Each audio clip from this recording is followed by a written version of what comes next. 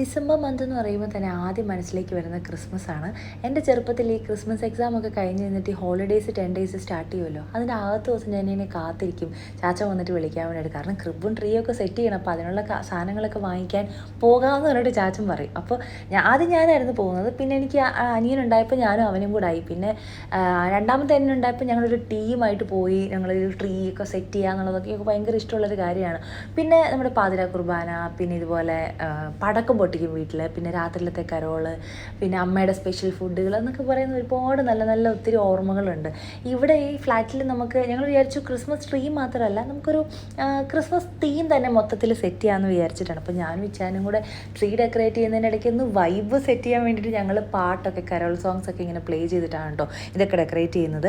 പിന്നെ ഇതൊന്നുമല്ല, ഞാൻ ട്രീയുടെ ആണെങ്കിലും മൊത്തത്തിൽ വീടിൻ്റെ ഒരു ഫൈനൽ ലുക്ക് ക്രിസ്മസ് തീമിലേക്ക് മാറ്റിയതിന് ശേഷം ഞാൻ എന്തായാലും നെക്സ്റ്റ് റീലിൽ